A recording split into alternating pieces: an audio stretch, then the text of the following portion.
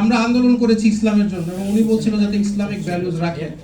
এবং এই গল্পে এই ওয়ার্ডগুলি মা মেয়েকে খানকি ডাকছে, এটা মানে বারবার আসছে। আমি জানি না এই গল্পটা আমাদের সাহিত্য বা ইংলিশের ক্লাস নাইনের বইয়ে থাকা কতটা প্রয়োজন। আপনারা এই যে ভাইয়া বলছিল যে আমাদের ইসলামিক আমরা আন্দোলন করেছি ইসলামের জন্য, এবং উনি বলছিল যাতে ইসলামিক ভ্যালুজ রাখে, আমাদের সংস্কৃতি যাতে ইসলাম এর যে মূল্যবোধটা সেটা আসে। আমাদের নবী করিম সাল্লাল্লাহু আলাইহি ওয়াসাল্লাম কি এই ধরনের ওয়ার্ড ব্যবহার করা কোনো গল্প বা এই শিক্ষার মধ্যে দিয়েছিল? কোরআনে কি এই ধরনের ওয়ার্ড আছে?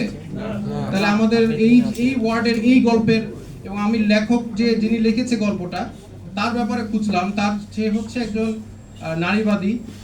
তো যার কারণে আরেক জায়গায় মা তার মেয়েকে বলছে এই একই গল্পে যে এই ওষুধটা এভাবে বানাতে হবে যেখানে তোমার বাচ্চা সৃষ্টি হওয়ার আগে বাচ্চাকে তোমরা ফেলে দিতে পারবে। আপনারা কখনো আমাকে পাবেন না যে আমি কোনো সময় কোনো বাজে ওয়ার্ড আমি ব্যবহার করেছি, কারণ আমার পরিবার আমাকে এই শিক্ষা দেয় নাই যে কোথাও বাজে একদম ন্যাস্টি ওয়ার্ড এগুলো ব্যবহার করা। কিন্তু আজকে আমি করব, প্রথমবার জীবনের।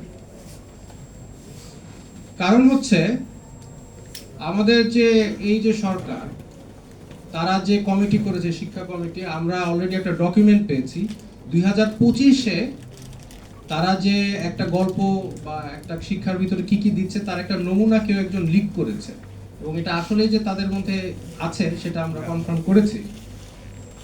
তো সেখানে আমি আপনাকে পড়ে শোনাই যে একটা গল্প তারা দিয়েছে, এটা আপনারা সব অনলাইনে পাবেন।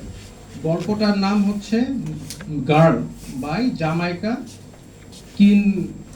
কিনকেড, মানে মেয়ে গল্পটার নাম। তো গল্পটার এখানে অনেক সুন্দর সুন্দর কথা আছে। দাবি তুললে তো হবে না, আন্দোলন তো আমরাও করেছি, আমাদের এখানে স্টেক আছে না, শুধু দাবি তুললে হবে? তো যার কারণে এটা তো আপনারা দেখবেনই, এবং এখনো এটা যেহেতু বই পাবলিশ হয়নি, এখনো পরিবর্তন করার সময় আছে। আমি চাই যে আপনারা একটু চিন্তা করেন যে আমাদের সংস্কৃতির সাথে এই ধরনের গল্প যায় কিনা।